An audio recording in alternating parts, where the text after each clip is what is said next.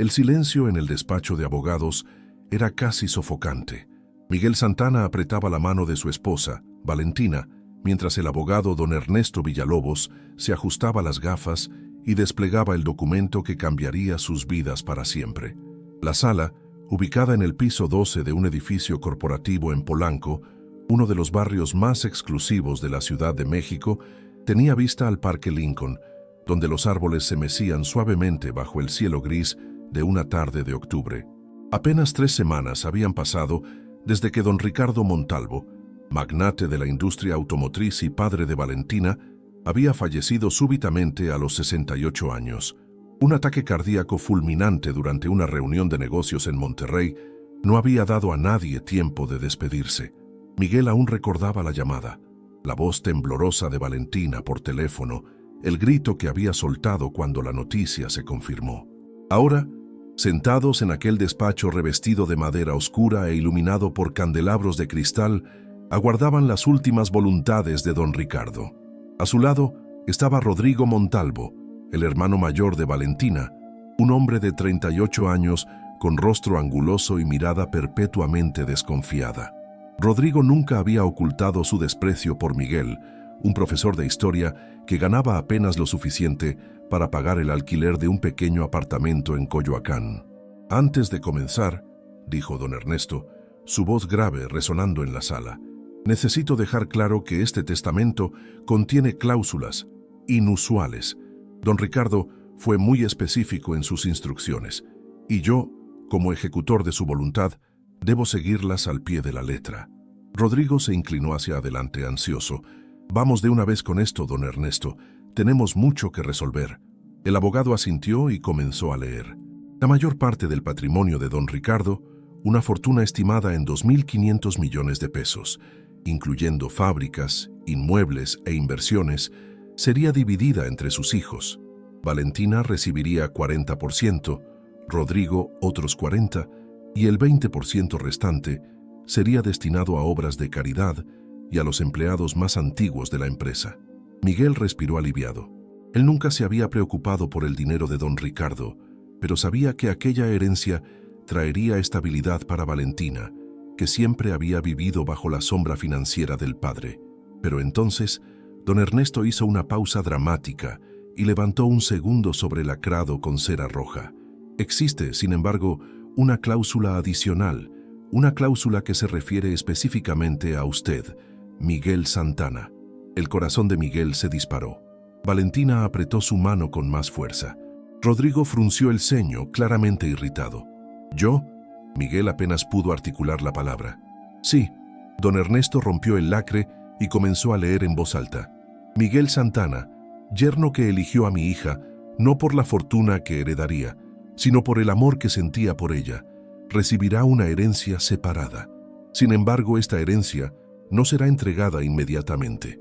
Será necesario que Miguel complete una serie de 3 tareas, todas diseñadas para probar su carácter, su integridad y su verdadero amor por mi hija. Solo al completar esas tareas, tendrá acceso a la herencia que reservé para él, una cantidad de 50 millones de pesos. El silencio que siguió fue ensordecedor. 50 millones de pesos. Una fortuna inimaginable para alguien como Miguel, que nunca había tenido más de 10,000 pesos en la cuenta bancaria al mismo tiempo. Rodrigo explotó. Esto es ridículo. 50 millones para ese profesor. Papá perdió el juicio. Su padre estaba en perfecto estado mental cuando redactó este testamento, respondió don Ernesto firmemente. Yo estaba presente. Fui testigo de todo. Valentina miró a Miguel, los ojos castaños brillando de emoción. Miguel, no necesitas hacer esto. Pero Miguel ya sentía algo ardiendo dentro de sí. No era la codicia por el dinero, era el deseo de honrar la memoria de don Ricardo, un hombre que, a pesar de todas sus complejidades, había aceptado a Miguel en la familia cuando muchos otros habrían rechazado. ¿Cuáles son las tareas?, preguntó Miguel, su voz firme. Don Ernesto sonrió levemente, como si esperara aquella respuesta. La primera tarea será revelada ahora. Las otras 2 serán presentadas solamente después de que complete la anterior. Desplegó otro papel. Primera tarea. En los próximos 30 días deberá trabajar anónimamente en una de las fábricas de don Ricardo Montalvo, sin revelar su identidad o su relación con la familia. Será solo un obrero más. Vivirá con el salario mínimo que reciben los trabajadores. Al final de los 30 días, deberá presentar un informe detallado sobre las condiciones de trabajo, los desafíos enfrentados por los empleados y sugerencias concretas de cómo mejorar el ambiente laboral. Don Ricardo quería que comprendiera de dónde vino la fortuna de la familia. Miguel sintió la sangre helarse. 30 días trabajando en una fábrica, viviendo con un salario mínimo. Él que apenas conseguía arreglar un grifo en casa, pero cuando miró a Valentina, vio en sus ojos algo más allá de preocupación. Vio orgullo y confianza. «Lo haré», dijo Miguel, antes incluso de pensarlo 2 veces.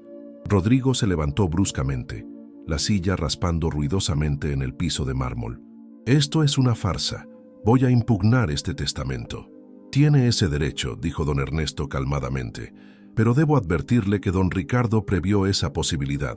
Si hay cualquier intento de impugnación o sabotaje a las tareas de Miguel, la cantidad de 50 millones será automáticamente donada a instituciones de caridad. Además, la parte de quien trate de sabotear será reducida en 20%. Rodrigo se puso lívido, pero no dijo más nada. Con una última mirada fulminante para Miguel, salió de la sala dando un portazo. Cuando se quedaron solos con don Ernesto, Valentina finalmente soltó las lágrimas que estaba conteniendo. ¿Por qué mi padre haría esto? El abogado guardó los documentos con cuidado. Don Ricardo me dijo algo, una semana antes de morir. Me dijo que había pasado toda la vida construyendo un imperio, pero que solamente después de conocer a Miguel había entendido lo que realmente importaba. Quería estar seguro de que su hija había elegido a un hombre de verdad, y quería que Miguel entendiera el precio del trabajo honesto, para que si algún día tenía poder, no olvidara de dónde viene el sudor que construye fortunas. Miguel sintió los ojos arder. Él apenas había conocido a don Ricardo, que había fallecido solo un año después de la boda, pero en aquel momento sintió una conexión profunda con el suegro que nunca había tenido tiempo de cultivar. Cuando salieron del despacho, la noche ya había caído sobre la Ciudad de México. Las luces de la avenida Reforma brillaban como estrellas terrestres, y el aire estaba cargado con el olor de tacos de carnitas de los vendedores ambulantes. Miguel y Valentina caminaron en silencio hasta el coche, un modesto Nissan Versa 2015 que Miguel había comprado usado. Dentro del coche, antes de encender el motor, Valentina se volvió hacia él. «No necesitas hacer esto. Estaremos bien con lo que yo heredé». Miguel sostuvo el rostro de ella entre las manos, los ojos fijos en los suyos. «Necesito hacerlo, no por el dinero, sino porque tu padre creyó en mí cuando nadie más creía. Cuando tus tíos se rieron del profesor pobre que se atrevió a casarse con la heredera Montalvo, necesito probar para mí mismo que él no estaba equivocado». Valentina lo besó, lágrimas rodando por sus mejillas. «Entonces estaré a tu lado, en cada paso». Mientras conducían de vuelta a Coyoacán, pasando por las calles bulliciosas y por los mercados nocturnos aún abiertos, Miguel miró por la ventana y vio su reflejo. Un hombre de 32 años, cabello castaño ligeramente despeinado, ojos cansados de corregir exámenes y preparar clases. En algunas semanas él sería un obrero de fábrica, y de alguna manera aquello parecía ser exactamente lo que él necesitaba. El viaje de Miguel Santana para honrar la memoria de su suegro y probar su verdadero amor por Valentina apenas estaba comenzando, y él no tenía idea de cuán profundamente aquel viaje lo transformaría. El despertador sonó a las 4:30 de la mañana, y Miguel sintió cada músculo de su cuerpo protestar contra la idea de salir de la cama. Afuera, la Ciudad de México aún dormía bajo un cielo oscuro, salpicado de estrellas que luchaban por brillar a través de la contaminación lumínica. Valentina se movió a su lado, los ojos aún cerrados, pero su mano encontró la de él debajo de las mantas. «¿Ya es hora?», murmuró ella, la voz embargada de sueño. «Ya», respondió Miguel, forzándose a sentarse en la cama. El apartamento en Coyoacán estaba helado. El calentador había dejado de funcionar la semana anterior y aún no habían conseguido arreglarlo. Una metáfora perfecta, pensó Miguel amargamente, para lo que estaba a punto de enfrentar. En los últimos 5 días desde la lectura del testamento, Miguel se había preparado de la mejor forma posible. Don Ernesto había arreglado todo, documentos falsos de identidad usando el nombre Miguel Torres, una dirección ficticia en Nezachalco, Ixta, una de las regiones más pobres del área metropolitana, y una posición en la fábrica Montalvo Automotive número 3, ubicada en Tlalnepantla, en el Estado de México.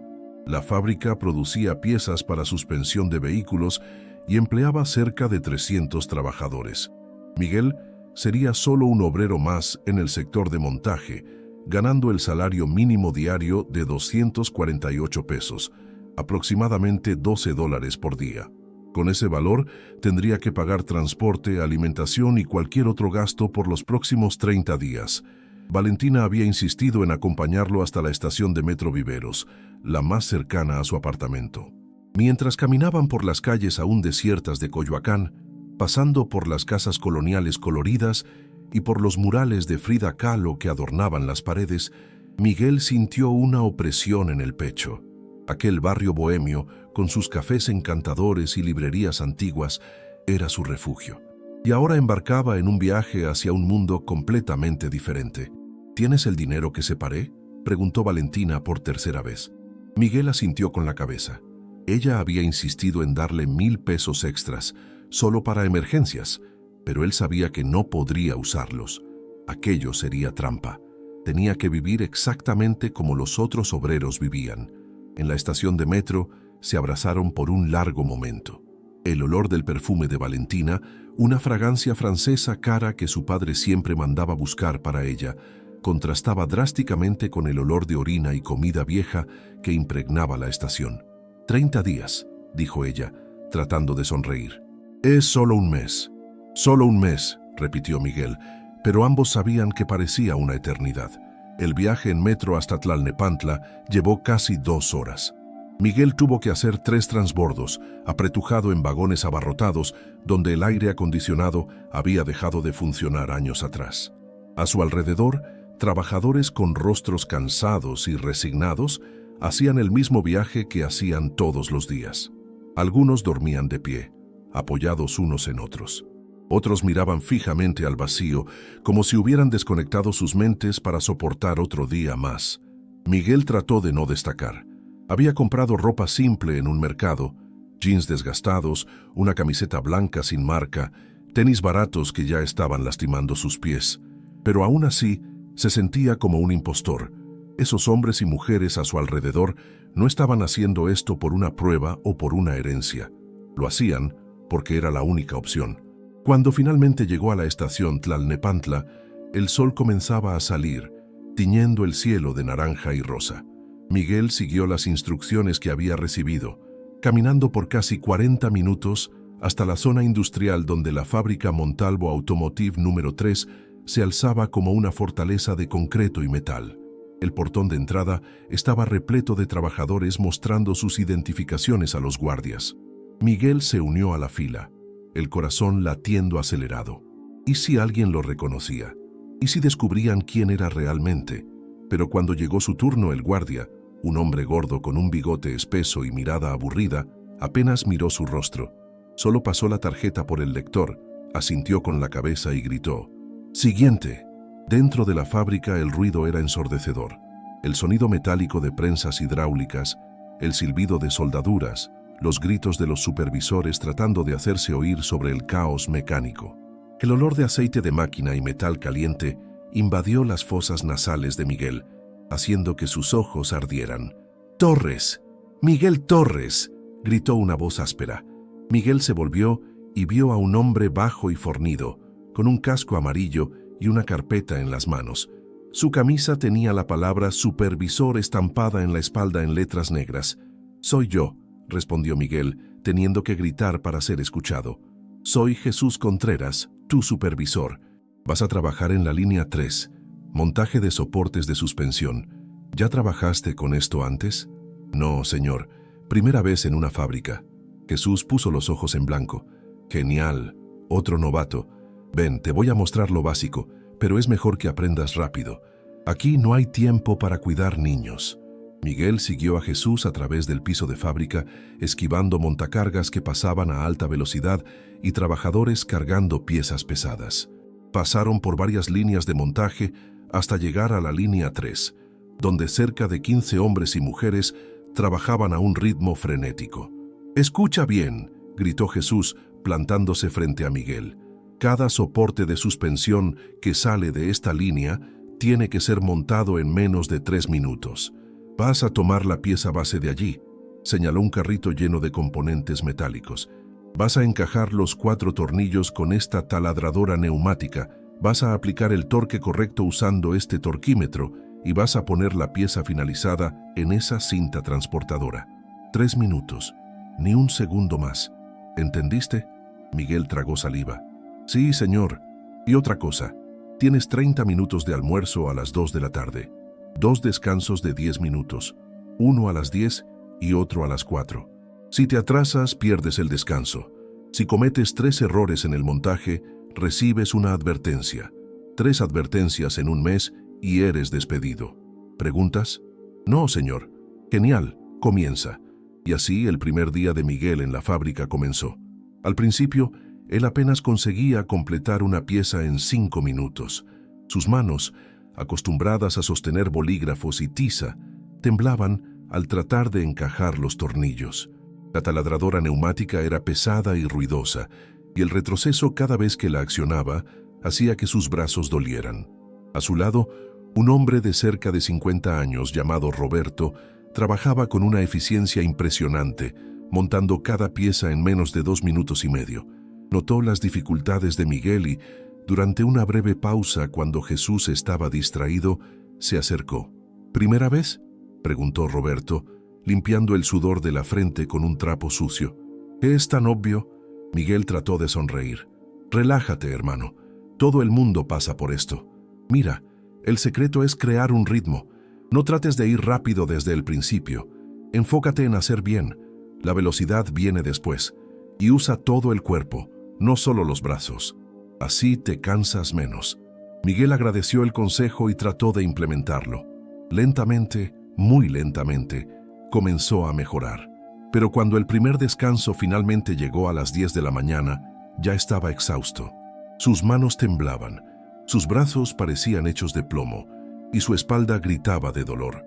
Se arrastró hasta el área de descanso, un espacio minúsculo con algunas sillas de plástico rotas y una máquina de café que parecía ser de la década de 1980. Varios trabajadores ya estaban allí, fumando cigarrillos y conversando en voz baja. Miguel se dejó caer en una silla, cerrando los ojos. 10 minutos.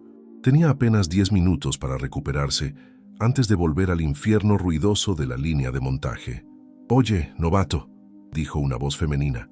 Miguel abrió los ojos y vio a una mujer de cerca de 30 años, con cabello negro recogido en una cola de caballo apretada y ojos negros perspicaces. «Pareces que vas a desmayarte. Toma». Le extendió una botella de agua. «Gracias», dijo Miguel, aceptándola gratamente. «Soy Miguel, Miguel Torres. Lucía Mendoza. Trabajo en la línea 2. Te vi llegando hoy por la mañana, déjame adivinar. ¿Realmente necesitas este trabajo?». Miguel asintió bebiendo el agua en grandes tragos. «Más de lo que te imaginas. Todos aquí necesitan», dijo Lucía encendiendo un cigarrillo. «Yo tengo 2 hijos que criar sola. El padre de ellos desapareció en el mundo cuando el menor nació. Trabajo aquí hace 6 años. 6 años montando piezas de coche que nunca voy a poder comprar». Se rió, pero era una risa sin alegría. «Bienvenido al sueño mexicano, amigo». El resto del día fue una tortura. Las horas se arrastraban como una eternidad, cada minuto marcado por el sonido incesante de las máquinas y por el peso creciente en sus músculos. Miguel cometió 2 errores que Jesús detectó inmediatamente, ganándose gritos furiosos y amenazas de advertencia. Durante el almuerzo a las 2 de la tarde, comió rápidamente los tacos que había traído de casa, pero apenas tuvo tiempo de masticar antes de tener que volver a la línea. Valentina se había despertado a las 3 de la mañana para prepararlos para él, y al morder el primer taco, Miguel sintió los ojos arder con lágrimas que no eran solo de cansancio. Cuando la campana finalmente sonó a las 6 de la tarde, señalizando el fin del turno, Miguel apenas podía mantenerse en pie. Sus pies palpitaban dentro de los tenis baratos, sus manos estaban cubiertas de ampollas y cada músculo de su cuerpo gritaba de agonía. Se arrastró hasta el vestuario, se cambió de ropa y comenzó el largo viaje de vuelta a casa. El metro estaba aún más abarrotado en la hora pico y Miguel tuvo que permanecer de pie durante todo el viaje de 2 horas, apretujado entre otros trabajadores igualmente exhaustos. Cuando finalmente llegó al apartamento en Coyoacán, eran casi las 9 de la noche. Valentina estaba esperando en la puerta y al verlo su rostro se descompuso de preocupación. «Dios mío, Miguel», susurró ayudándolo a entrar. «Estás exhausto», él completó, dejándose caer en el sofá. «Estoy exhausto, Valentina, y esto fue solo el primer día. ¿Cómo esta gente hace esto todos los días? ¿Cómo sobreviven?». Valentina se arrodilló a su lado, quitándole los tenis con cuidado. Sus calcetines estaban manchados de sangre donde los tenis habían formado ampollas en sus talones. «Porque no tienen opción», dijo suavemente. «Porque para ellos no es una prueba, es vida». Miguel la miró, realmente la miró, y por primera vez comenzó a entender el peso de lo que don Ricardo había tratado de enseñarle. 50 millones de pesos parecían una fortuna abstracta, pero un día de trabajo honesto, sudado y doloroso, eso era real.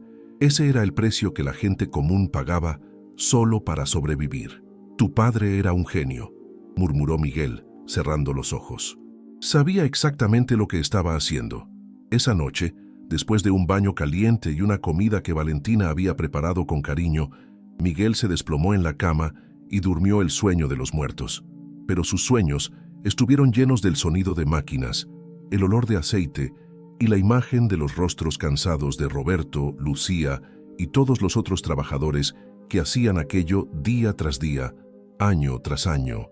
Y cuando el despertador sonó a las 4:30 de la mañana siguiente, Miguel supo que la prueba de don Ricardo apenas estaba comenzando. Faltaban 29 días. La segunda semana en la fábrica transformó a Miguel de maneras que jamás había imaginado. Sus músculos, que habían gritado en agonía los primeros días, comenzaron a adaptarse al trabajo brutal. Las ampollas en sus manos se transformaron en callos. Su tiempo de montaje mejoró de 5 minutos a 3 minutos y medio, después a 3 minutos exactos. Jesús aún gritaba con él, pero ahora eran gritos de impaciencia en lugar de desprecio total. Pero la transformación física era solo la superficie. Lo que realmente cambió fue la forma como Miguel veía el mundo. Era un jueves lluvioso de noviembre, cuando Miguel realmente comenzó a entender.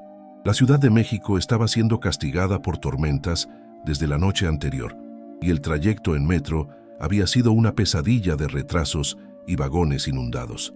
Miguel había llegado a la fábrica empapado hasta los huesos, temblando de frío, solo para descubrir que el sistema de calefacción de la sección 3 estaba roto hacía 2 meses y nadie se había molestado en arreglarlo.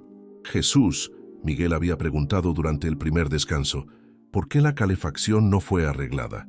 Está helando aquí dentro». El supervisor había encogido los hombros, masticando un pedazo de chicharrón. «Ya abrieron 3 órdenes de mantenimiento. La directiva dice que no hay presupuesto para reparaciones no esenciales. No esenciales, como si los trabajadores no necesitaran calor», escupió en el suelo. «Pero las oficinas administrativas allá arriba, esas tienen calefacción funcionando perfectamente». Aquello había golpeado a Miguel como un puñetazo en el estómago. La fábrica Montalvo Automotive número 3 formaba parte del imperio que ahora pertenecía parcialmente a Valentina, y los trabajadores estaban congelándose porque alguien, en algún lugar, había decidido que su comodidad no valía la inversión. Miguel pasó el resto del día observando, realmente observando, y lo que vio lo dejó avergonzado de haber vivido tanto tiempo sin ver. Los baños tenían apenas 3 cabinas funcionando para 300 trabajadores. Las filas durante el almuerzo eran absurdas, con gente teniendo que elegir entre usar el baño o comer. El comedor era minúsculo, con mesas para tal vez 50 personas, forzando a la mayoría a comer de pie o sentados en el suelo frío del patio. Los equipos de seguridad eran viejos y mal conservados.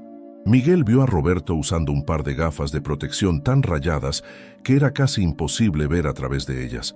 Cuando preguntó por qué no pedía unas nuevas, Roberto había reído amargamente. «Ya pedí, hermano, 3 veces. Me dijeron que la requisición está en análisis hace 4 meses. Mientras tanto, o uso estas o no uso nada. Y sin gafas de protección, recibo una advertencia». Durante el almuerzo de aquel día, Miguel se sentó con Lucía y un grupo de otros trabajadores en un área cubierta cerca del estacionamiento de camiones. La lluvia tamborileaba en el techo de metal ondulado, creando un ruido constante que casi ahogaba sus voces. «Oye, Torres», dijo Lucía masticando un taco de frijoles que parecía ser todo lo que había traído para comer. «Te estás volviendo bueno en la línea. Ya escuché a Jesús quejarse menos de ti». «Viniendo de Jesús, eso es prácticamente un elogio», bromeó otro trabajador, un hombre joven llamado Carlos que no debía tener más de 25 años. Miguel sonrió, pero su mente estaba en otro lugar. Había notado que Lucía traía la misma comida todos los días, tacos de frijoles y agua. Nunca proteína, nunca frutas, nunca variedad. «Lucía», dijo cuidadosamente, «¿puedo preguntar, ¿siempre comes lo mismo?» El rostro de ella se cerró por un momento, defensivo, pero entonces suspiró. «El salario no da para mucha variedad, Torres. Gano 248 pesos por día. Gasto 80 en transporte, ida y vuelta. El alquiler de mi cuarto en Nezahualcóyotl es 3,500 por mes. Tengo que pagar luz, agua, gas. Mis hijos necesitan cuadernos, uniformes escolares, comida. Así que sí, como frijoles todos los días, porque es lo que puedo pagar». Miguel hizo los cálculos mentalmente. Con un salario de 248 pesos por día, trabajando 6 días por semana, Lucía ganaba aproximadamente 6,200 pesos por mes. Menos de $350, y con eso tenía que mantener a 2 hijos. «¿Cómo lo haces?», preguntó Miguel genuinamente perplejo. «¿Cómo consigues sobrevivir?» «No sobrevivimos», dijo Carlos encendiendo un cigarrillo. «Solo existimos. Es diferente. Sobrevivir implica que hay alguna calidad de vida. Nosotros solo continuamos, día tras día, porque si paramos, morimos de hambre». Roberto, que estaba sentado cerca, asintió con la cabeza. «Trabajo aquí hace 12 años. 12 años montando piezas. ¿Sabes cuánto gano más ahora de cuando comencé? 50 pesos por día. 50 pesos en 12 años. Mientras tanto, el costo de vida se triplicó. Mi esposa trabaja limpiando casas en Polanco. Sale a las 5 de la mañana y vuelve a las 9 de la noche. Tenemos 3 hijos. El mayor tuvo que abandonar la escuela a los 15 para trabajar como repartidor, porque no teníamos dinero para las mensualidades. Pero la escuela pública es gratuita», dijo Miguel confundido. Roberto se rió sin humor. «¿Gratuita? ¿Crees que es gratuita? Tenemos que pagar por los uniformes, por los libros, por las actividades, por las contribuciones voluntarias que no son nada voluntarias. Tenemos que pagar por el transporte. Y aunque consiguiéramos pagar todo eso, un niño de 15 años que está en casa solo después de la escuela porque los padres están trabajando, ese niño corre peligro. Las pandillas reclutan niños, así que mi hijo trabaja. Por lo menos, así está ocupado». El silencio que siguió fue roto solo por el sonido de la lluvia. Miguel sintió algo romperse dentro de él. Todas esas realidades existían a pocos kilómetros de su apartamento cómodo en Coyoacán, pero él nunca las había realmente visto. «Torres, ¿estás bien?», preguntó Lucía tocando su hombro. «Te pusiste pálido». «Estoy», mintió Miguel. «Solo pensando». Esa noche llegó a casa más temprano de lo normal e inmediatamente abrió su laptop. Valentina estaba en la cocina preparando la cena y el olor de chilaquiles verdes llenó el apartamento. Pero Miguel apenas lo notó. Estaba furiosamente escribiendo, creando hojas de cálculo, haciendo cálculos, documentando todo lo que había visto y escuchado. «Miguel», Valentina entró en la sala secándose las manos en un paño de cocina. «¿Qué estás haciendo?» «El informe», dijo Miguel sin quitar los ojos de la pantalla. «Don Ernesto dijo que tendría que presentar un informe al final de los 30 días, pero no puedo esperar hasta entonces. Necesito documentar todo ahora, mientras está fresco en mi memoria».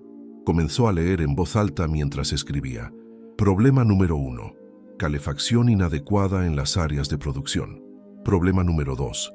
Baños insuficientes para el número de empleados. Problema número 3. Equipos de seguridad obsoletos y sin reemplazo adecuado. Problema número 4. Comedor minúsculo que no acomoda ni un tercio de los trabajadores. Problema número 5. Salarios que no permiten una vida digna. Su voz falló en el último punto. Valentina se acercó y leyó por encima de su hombro. «Dios mío», susurró. Yo no sabía. Miguel, te juro que no sabía que era así». «¿Cómo ibas a saber?», dijo Miguel, sin acusación en la voz. «¿Cómo cualquiera de nosotros iba a saber? Vivimos en un mundo completamente diferente. Pero Valentina, esa gente, están trabajando para construir la fortuna de tu familia y no consiguen ni comprar comida decente para sus hijos». Valentina jaló una silla y se sentó a su lado, los ojos fijos en la pantalla del laptop. «¿Qué podemos hacer? Por ahora, termino los 30 días, completo la tarea, y entonces, con este informe, vamos hasta la directiva de Montalvo Automotive y exigimos cambios. Cambios reales». La miró y Valentina vio una determinación en sus ojos que nunca había visto antes. «Tu padre me dio esta herencia por una razón. Quería que yo viera esto, quería que entendiera. Y ahora que entiendo, no puedo simplemente volver a mi vida anterior y fingir que nada de esto existe». Valentina tomó su mano y la apretó. «Entonces vamos a cambiar las cosas, juntos». En los días siguientes, Miguel se convirtió en un observador aún más atento. Comenzó a llegar 15 minutos más temprano y salir 15 minutos más tarde, solo para ver cómo era la rutina completa de los trabajadores. Conversó con gente de todas las líneas de montaje, haciendo preguntas discretas sobre sus vidas, sus desafíos, sus sueños. Conoció a María, una mujer de 42 años que trabajaba en el sector de pintura. Había desarrollado problemas respiratorios por causa de los vapores químicos, pero no podía parar de trabajar porque era la única fuente de ingresos de la familia. Conoció a Javier, un soldador que había perdido 2 dedos en un accidente de trabajo 3 años atrás. La empresa había pagado la indemnización mínima exigida por ley, pero no había ofrecido ningún tipo de rehabilitación o entrenamiento para que pudiera hacer un trabajo diferente con sus capacidades reducidas. Conoció a Elena, una joven de 23 años que estaba trabajando para juntar dinero para la universidad. Quería estudiar ingeniería, pero con su salario le llevaría por lo menos 7 años solo para juntar la mensualidad del primer semestre. Cada historia era un golpe en el corazón de Miguel, y cada golpe fortalecía su determinación de hacer la diferencia. Fue en el 18º día que algo cambió dramáticamente. Miguel estaba trabajando en su estación cuando escuchó gritos viniendo de la línea 1. El trabajo se detuvo inmediatamente y todos corrieron para ver qué había pasado. Un trabajador llamado Héctor se había desmayado. Estaba caído en el suelo, pálido y sudando frío, respirando con dificultad. Alguien había llamado a una ambulancia, pero todos sabían que llevaría por lo menos 40 minutos para llegar a la zona industrial. «Tiene diabetes», dijo alguien. «No comió nada hoy por la mañana». No tenía dinero para traer comida. Miguel sintió la rabia explotar dentro de él. Un hombre se había desmayado de hambre. De hambre, en una fábrica que generaba millones de pesos en ganancias todos los meses. En aquel momento, Rodrigo Montalvo entró al piso de fábrica. Estaba haciendo una de sus raras inspecciones, acompañado por 2 directores y un asistente que anotaba todo en una tablet. Estaba usando un traje caro y zapatos italianos que probablemente costaban más que 3 meses de salario de cualquier trabajador allí presente. Miguel vio a Rodrigo mirar a Héctor desmayado en el suelo, fruncir el ceño por un momento y entonces volverse hacia uno de los directores. «¿Por qué se detuvo la producción?», preguntó Rodrigo irritado. «¿Ya llamaron a la ambulancia? Entonces que todos vuelvan al trabajo. Estamos perdiendo dinero con esto». Algo se rompió dentro de Miguel. Antes de que pudiera controlarse, dio un paso adelante. «Se desmayó porque no tenía comida», gritó Miguel, su voz resonando por toda la fábrica. «Trabaja aquí hace 6 años y no puede pagar su propio almuerzo». Todos se volvieron para mirar a Miguel. Jesús se puso lívido. «Torres, cállate y vuelve a tu estación». Pero Miguel no podía parar. Todas las semanas de frustración, de rabia contenida, de injusticias presenciadas, explotaron de una vez. ¿Saben cuánto lucra esta fábrica por mes?, continuó Miguel, mirando directamente a Rodrigo. ¿Saben cuánto les cuesta proporcionar una comida decente para los trabajadores? Una fracción mínima de la ganancia, pero prefieren dejar que un hombre se desmaye de hambre. Rodrigo caminó lentamente hacia Miguel, los ojos entrecerrados. Por un momento terrible, Miguel pensó que podría reconocerlo. Pero entonces Rodrigo simplemente dijo con una voz helada: «¿Cuál es su nombre?». «Miguel Torres». «Bien, señor Torres, está despedido. Tome sus cosas y salga inmediatamente de mi propiedad». Un murmullo recorrió a los trabajadores.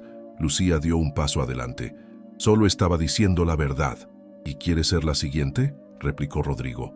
Pero entonces Roberto, el hombre de 50 años que había ayudado a Miguel el primer día, también dio un paso adelante. «Si él se va, yo me voy». Carlos se unió a él. «Yo también». Y entonces, uno por uno, como una ola imparable, más de 100 trabajadores dieron un paso adelante. Formaron una pared humana entre Miguel y Rodrigo. «Todos ustedes están despedidos», gritó Rodrigo, el rostro rojo de rabia. «Entonces despídenos a todos», dijo Roberto calmadamente, «y ve quién va a montar tus coches mañana». El silencio que siguió fue tenso. Rodrigo miró a los trabajadores, a sus directores en pánico, y entonces de vuelta a Miguel. «Esto no ha terminado», dijo en voz baja. Entonces se volvió y salió, seguido por sus asistentes aterrorizados. Cuando la ambulancia finalmente llegó y se llevó a Héctor, los trabajadores volvieron lentamente a sus estaciones. Pero algo había cambiado. Había una energía diferente en el aire, una energía de resistencia, de solidaridad. Lucía se acercó a Miguel, los ojos brillando. «Eso fue lo más valiente que he visto hacer a alguien». Miguel sacudió la cabeza, aún temblando de adrenalina. «Fue lo más estúpido. Casi fui despedido». «Casi». Ella sonrió. «Pero no fuiste. Y ahora todos aquí saben que alguien está dispuesto a pelear por ellos». Esa noche, cuando Miguel le contó a Valentina lo que había pasado, ella se quedó en silencio por un largo momento. «Rodrigo va a descubrir quién eres», dijo finalmente. «Si aún no lo descubrió, lo va a descubrir. Y cuando lo descubra...». «Lo sé», dijo Miguel. «Pero no podía quedarme callado, Valentina. No podía». Ella lo abrazó fuerte. «Lo sé. Y te amo por eso». Faltaban 12 días para completar el desafío de don Ricardo. 12 días que prometían ser mucho más complicados de lo que Miguel jamás había imaginado.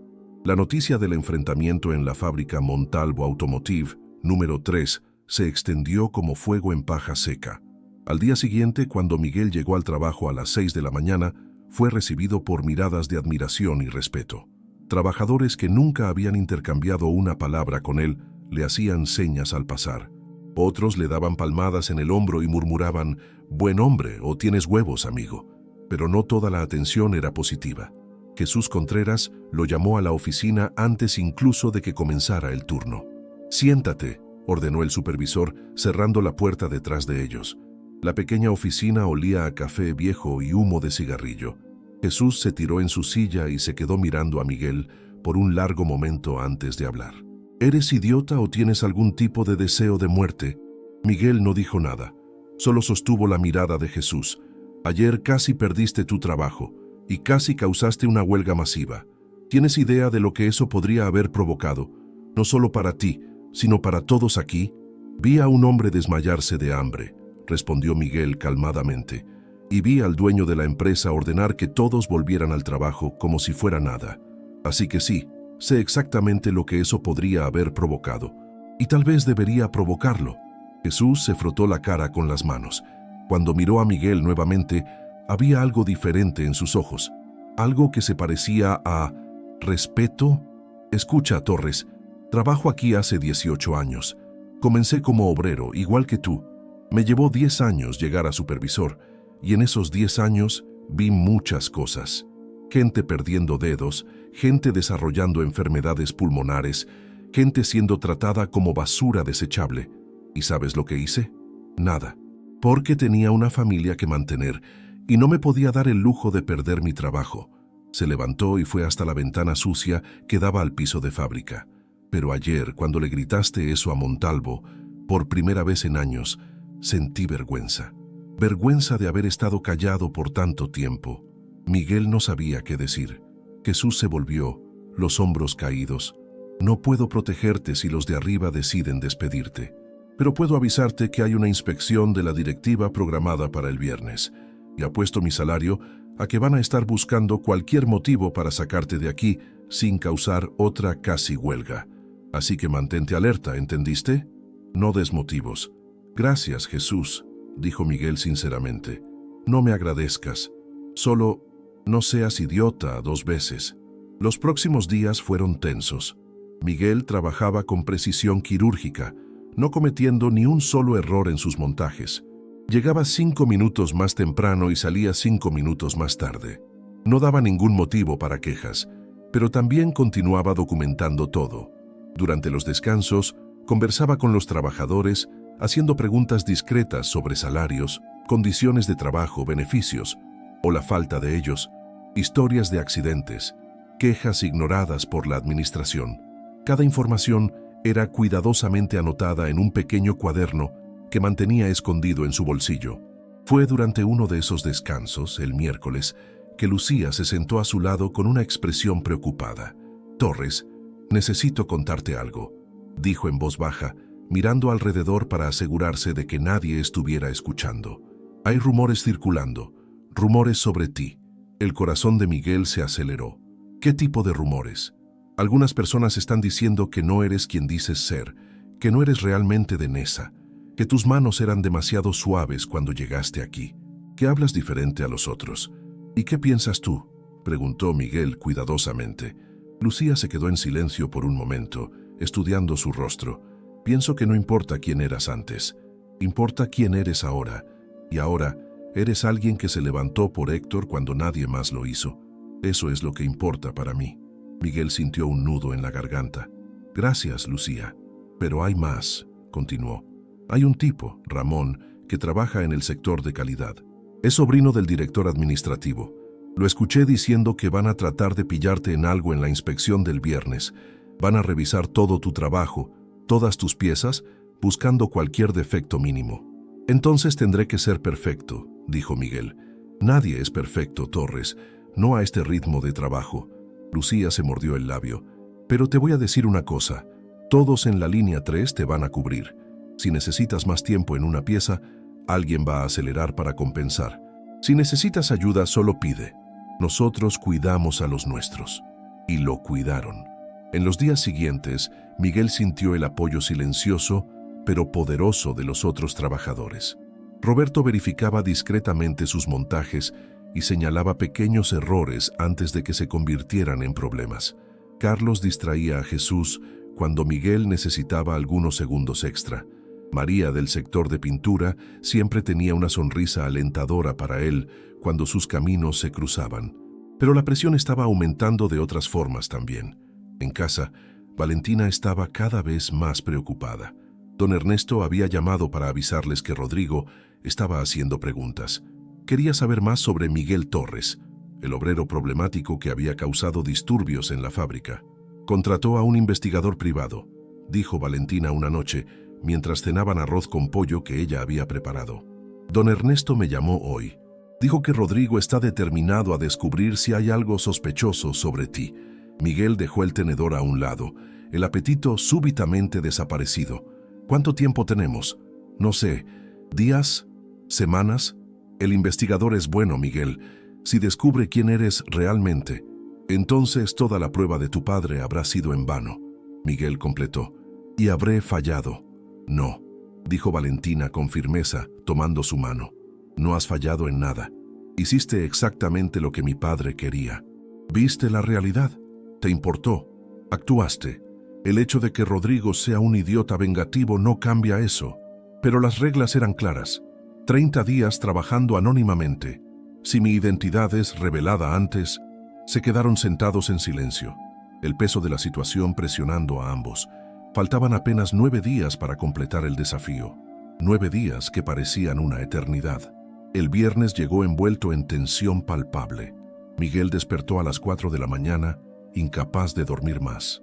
Se preparó con cuidado extra, verificando sus herramientas, repasando mentalmente cada paso del proceso de montaje. «Lo vas a lograr», dijo Valentina, abrazándolo antes de que saliera. «Creo en ti». En la fábrica, la atmósfera era diferente.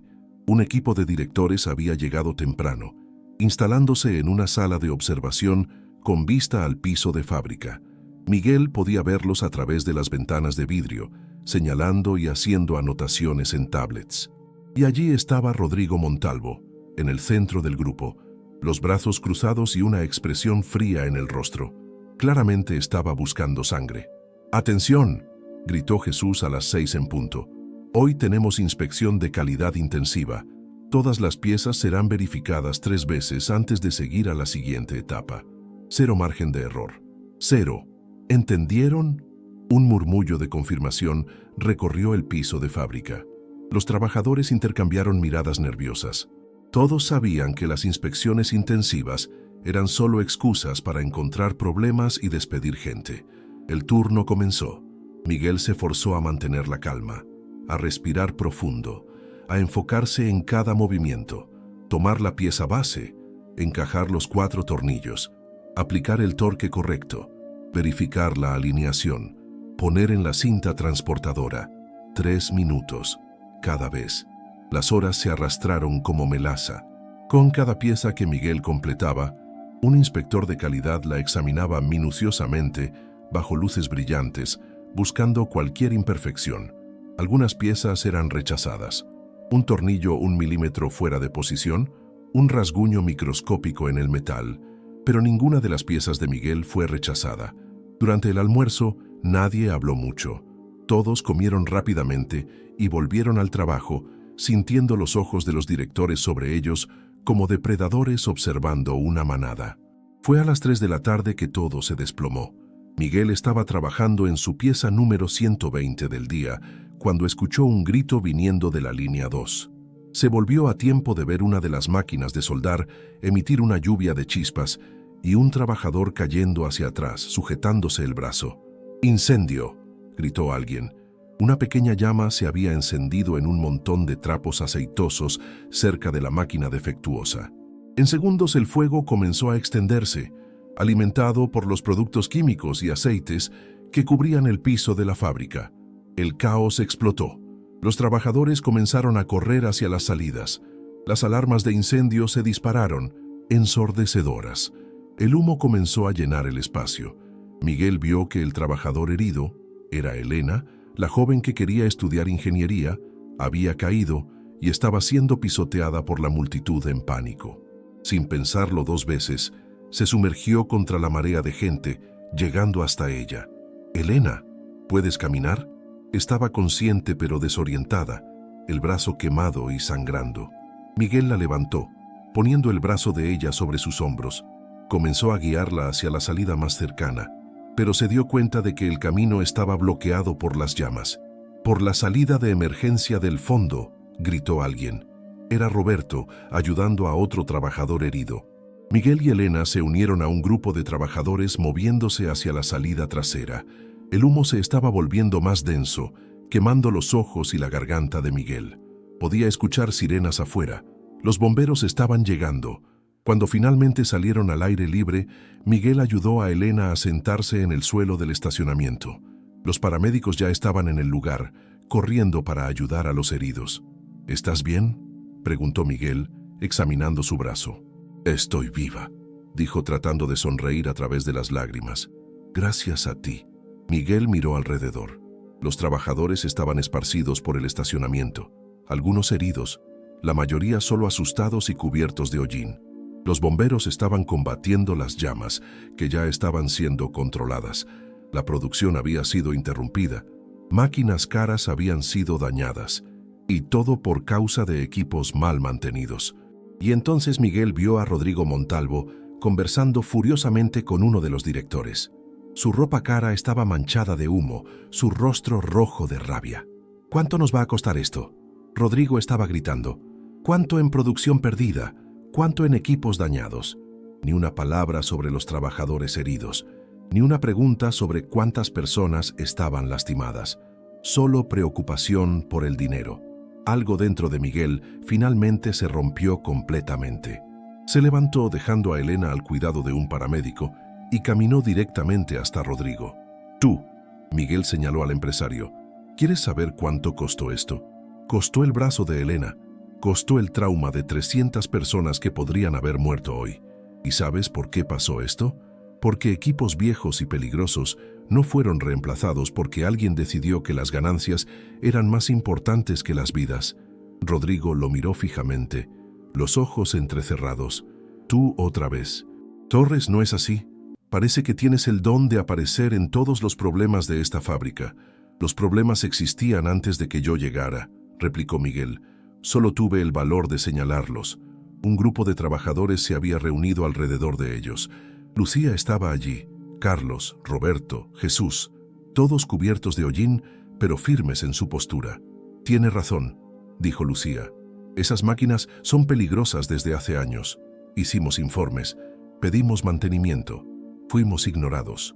Y ahora alguien casi muere», agregó Carlos.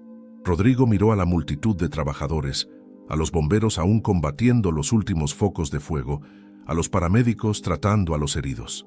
Por un momento, Miguel pensó haber visto algo diferente en su rostro, tal vez vergüenza, tal vez culpa, pero entonces la máscara volvió. «Todos ustedes vuelven al trabajo el lunes, y tú, Torres», señaló a Miguel, «estás oficialmente bajo investigación. Para el lunes voy a saber todo sobre ti, todo». Miguel sostuvo la mirada de Rodrigo sin parpadear. «Entonces investiga, porque no voy a ir a ningún lado». Esa noche, cuando Miguel llegó a casa, Valentina lo abrazó por un largo tiempo sin decir nada. Había visto las noticias sobre el incendio en la fábrica y estaba aterrorizada. «Se acabó», dijo finalmente. «Rodrigo va a descubrir quién eres.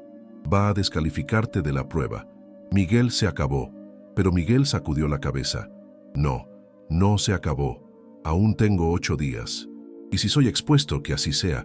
Pero en esos 8 días voy a hacer todo lo que pueda para ayudar a esa gente. Porque esto ya no es sobre la herencia, Valentina. Esto es sobre hacer lo correcto». Valentina miró a su marido, al hombre que amaba, y vio en él una fuerza que nunca había percibido antes. Miguel ya no era el profesor tímido que se contentaba con vivir en las sombras. Había encontrado su voz, y no iba a silenciarla por nada. «Entonces, vamos a luchar», dijo simplemente. «Juntos». La tormenta se estaba formando, y faltaban apenas 8 días para descubrir si sobrevivirían a ella. El fin de semana pasó en una neblina de tensión y preparación. Miguel apenas durmió, alternando entre revisar su informe detallado sobre las condiciones de la fábrica e imaginar todos los escenarios posibles de lo que el lunes podría traer. Valentina estaba constantemente al teléfono con don Ernesto, tratando de descubrir lo que Rodrigo había conseguido encontrar sobre Miguel Torres. Las noticias no eran buenas. El investigador descubrió que la dirección que proporcionaste en Nezahualcóyotl no existe, dijo don Ernesto el sábado por la noche, su voz grave reverberando por el teléfono. Y está revisando registros de empleo. Es cuestión de horas hasta que se dé cuenta de que Miguel Torres no tiene historial de trabajo anterior, ningún registro fiscal, ningún empleo registrado, nada. «¿Cuánto tiempo tenemos?», preguntó Miguel, sintiendo el estómago revolverse. «Lunes por la mañana como máximo. Rodrigo programó una reunión para las 8 horas. Va a confrontarte públicamente». Miguel miró el calendario en la pared de la cocina. El lunes sería el 24º día. Faltarían apenas 6 días para completar el desafío. Tan cerca, pero aún tan lejos. «Entonces me voy a revelar primero», dijo Miguel, su voz firme. «Miguel, no». Valentina agarró su brazo. «Si haces eso, pierdes automáticamente». Las reglas eran claras: trabajar anónimamente por 30 días completos. Las reglas también decían que tenía que entender la realidad de los trabajadores y presentar un informe. Y lo hice. Hice más que eso. Me convertí en uno de ellos. Viví como ellos, trabajé como ellos, sangré como ellos. Miguel tomó el laptop, abriendo el documento de 300 páginas que había compilado. «Tengo todo aquí, cada violación de seguridad, cada salario inadecuado, cada negligencia. Tengo nombres, fechas, números. Tengo lo que tu padre realmente quería, la verdad». Don Ernesto se quedó en silencio por un largo momento. Don Ricardo era un hombre complejo. Construyó un imperio, pero en los últimos años de vida, creo que comenzó a cuestionar el costo de eso, el costo humano. Por eso creó esta prueba, Miguel. No solo para que probaras tu amor por Valentina, sino para forzarte a ver lo que él mismo había ignorado por tanto tiempo. Entonces voy a honrar eso, dijo Miguel. Voy a terminar lo que él comenzó. El lunes por la mañana, Miguel se preparó con cuidado, pero esta vez no se puso la ropa simple de obrero. Se puso pantalones de vestir, una camisa blanca y el único saco que poseía, comprado para la boda con Valentina. Tomó una carpeta de cuero conteniendo copias impresas de su informe completo y el pendrive con todos los documentos digitales. Valentina insistió en ir con él. No vas a enfrentar esto solo. Llegaron a la fábrica a las 7:30 de la mañana. El portón estaba rodeado de trabajadores que deberían estar comenzando sus turnos, pero en lugar de eso, estaban reunidos en pequeños grupos, conversando nerviosamente. La noticia de la reunión se había extendido. Cuando Miguel salió del coche hubo un momento de silencio aturdido. Los trabajadores lo vieron con ropa diferente, con una mujer elegante a su lado, conduciendo un coche que, aunque modesto, era ciertamente mejor que cualquier cosa que un obrero con salario mínimo pudiera pagar. Lucía fue la primera en acercarse. Miró de Miguel a Valentina, sus ojos inteligentes procesando rápidamente la situación. Entonces los rumores eran ciertos, dijo suavemente. No eres quien dijiste ser.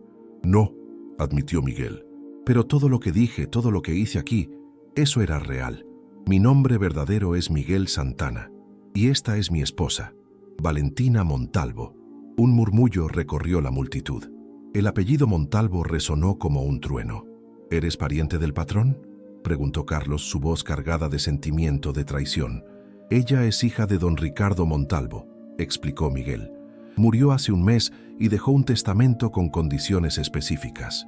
Una de ellas era que yo trabajara aquí anónimamente por 30 días, para entender de dónde vino la fortuna de la familia, para ver la realidad que él mismo había ignorado. Entonces, ¿todo esto fue un juego para ti? La voz de Roberto estaba llena de dolor. Nuestras vidas, nuestros problemas, solo una prueba. No. Miguel dio un paso adelante, su voz apasionada.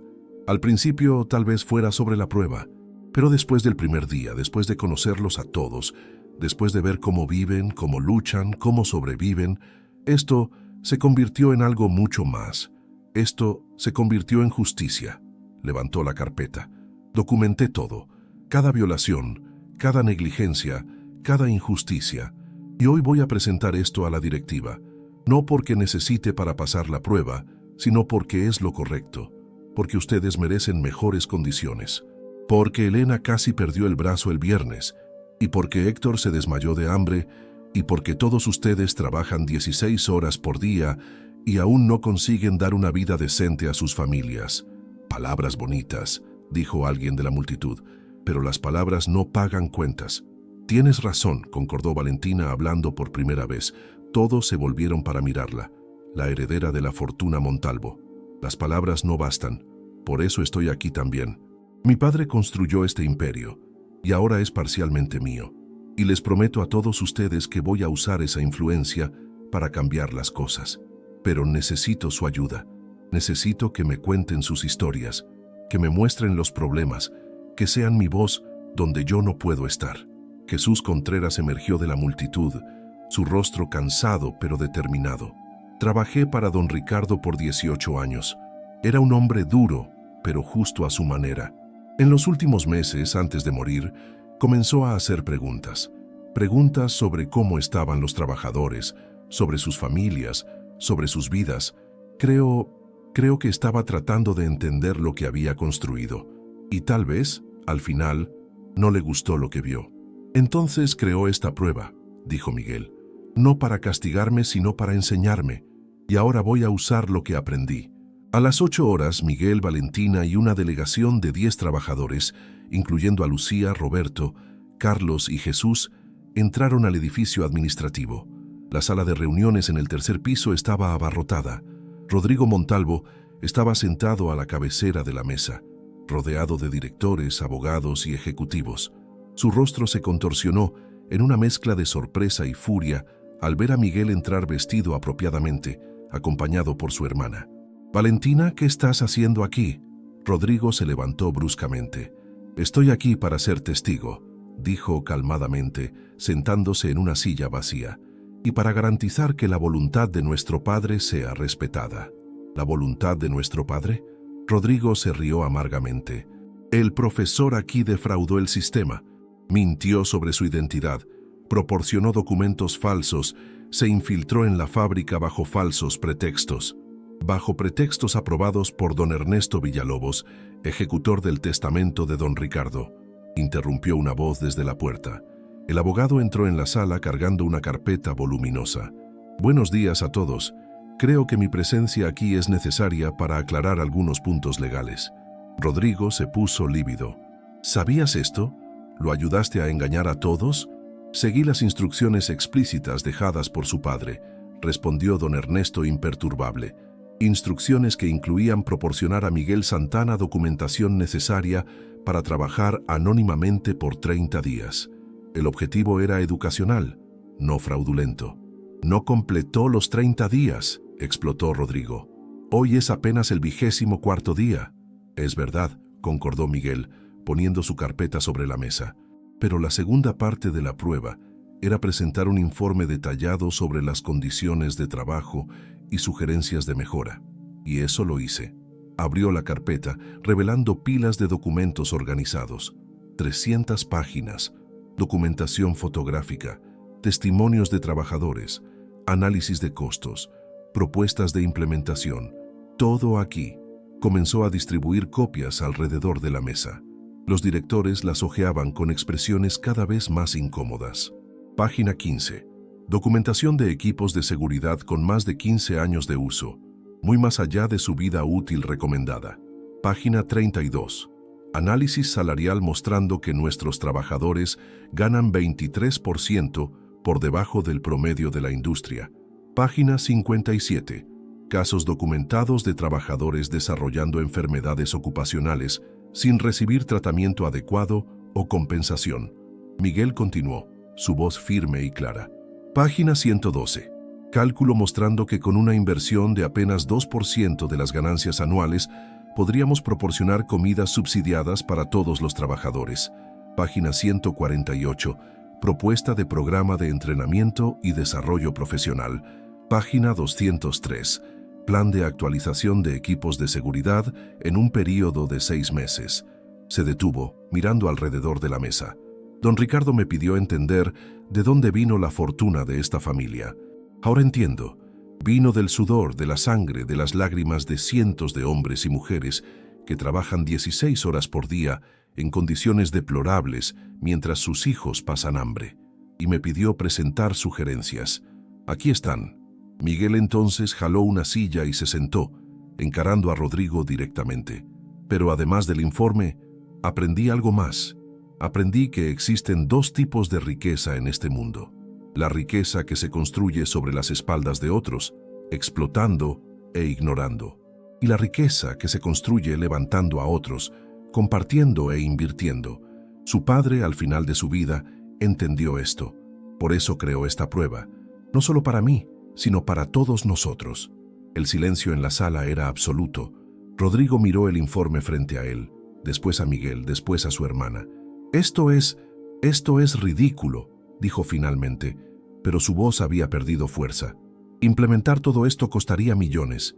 Costaría 3 millones de pesos en el primer año», dijo Miguel, abriendo una hoja de cálculo, «contra ganancias anuales de 45 millones solo de esta fábrica. 7% de las ganancias para tratar dignamente a las personas que las generan. Esto no es ridículo, Rodrigo. Es lo mínimo humano». Lucía dio un paso adelante. «Trabajo aquí hace 6 años. 6 años montando piezas que terminan en coches que cuestan más de lo que voy a ganar en toda una vida. Mis hijos comen frijoles todos los días porque es todo lo que puedo pagar. Mi hijo mayor de 9 años me preguntó la semana pasada, ¿por qué nunca comemos carne? ¿Saben lo que le dije? Le dije que la carne hace mal para la salud. Le mentí a mi propio hijo porque tenía vergüenza de admitir que no puedo pagarla. Su voz se quebró, pero continuó. Entonces, cuando hablan de costos, de márgenes de ganancia, de inversiones, acuérdense de que están hablando sobre si mi hijo va a poder comer proteína, si Elena va a poder realizar su sueño de ser ingeniera, si Roberto va a poder ver a sus nietos crecer sin tener que trabajar hasta morir. Esos son los verdaderos costos. Roberto también se adelantó. Don Ricardo me contrató hace 12 años. Me estrechó la mano y me dijo, trabaja duro y yo cuidaré de ti. Trabajé duro. Llegué temprano, salí tarde, nunca me quejé, pero él no cuidó de mí. Y ahora está muerto, y les toca a sus hijos decidir si van a honrar esa promesa o si van a continuar tratándonos como máquinas desechables. Uno de los directores más viejos se aclaró la garganta. Señor Montalvo, con todo respeto, algunas de estas cuestiones levantadas en el informe son preocupantes. El incendio del viernes podría haber sido catastrófico. Si la prensa descubre que negligimos el mantenimiento de equipos, la reputación de la empresa... ahora se preocupan por la reputación, cortó Rodrigo, pero ya no había veneno en su voz, solo cansancio. Miró el informe por un largo momento, después a su hermana. Valentina, ¿realmente apoyas esto? ¿Entiendes que esto va a reducir significativamente las ganancias? Tu parte de la herencia será impactada. Entiendo, dijo Valentina firmemente, y apoyo completamente, porque no quiero una fortuna construida sobre sufrimiento. Quiero honrar la memoria de nuestro padre, haciendo lo que él no consiguió hacer en vida, tratando dignamente a las personas que trabajan para nosotros. Rodrigo cerró los ojos. Por un largo momento, nadie habló. El aire en la sala estaba pesado con tensión y expectativa. Finalmente, Rodrigo abrió los ojos y miró a don Ernesto. Si implemento los cambios propuestos en este informe, ¿Miguel pasa la prueba? La decisión final les corresponde a los ejecutores del testamento evaluar si las condiciones fueron cumplidas, dijo don Ernesto cuidadosamente. Pero yo diría que el espíritu de la prueba de don Ricardo fue no solo entender los problemas, sino también tener el valor de solucionarlos. Si cambios reales son implementados, yo personalmente recomendaría que Miguel sea considerado exitoso. Rodrigo se levantó. Caminó hasta la ventana que daba al piso de fábrica 3 pisos abajo. Desde allí podía ver cientos de trabajadores esperando afuera, mirando hacia arriba, esperando saber si sus vidas iban a cambiar. Mi padre construyó este imperio con sangre y sudor, dijo Rodrigo en voz baja. Su sangre y sudor inicialmente. Comenzó de la nada, trabajando 18 horas por día en un taller pequeño. Entendía el valor del trabajo. Pero en algún lugar del camino, cuando la empresa creció, cuando las ganancias aumentaron, creo que olvidó, o tal vez solo se forzó a olvidar, porque era más fácil así. Se volvió encarando a Miguel. Me hiciste odiarte. Apareciste de la nada. Te casaste con mi hermana. Heredaste dinero que no trabajaste para ganar. Y entonces tuviste la audacia de decirme cómo administrar la empresa de mi familia. Quería destruirte. Miguel no dijo nada. Solo esperó. Pero este informe... Rodrigo golpeó la carpeta. Esto no es trabajo de un aprovechado. Esto es trabajo de alguien que realmente se preocupa. Y tal vez sea exactamente lo que esta empresa necesita.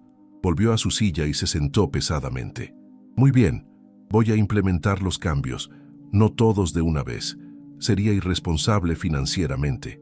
Pero voy a crear un plan de 3 años. Comienza con seguridad y alimentación.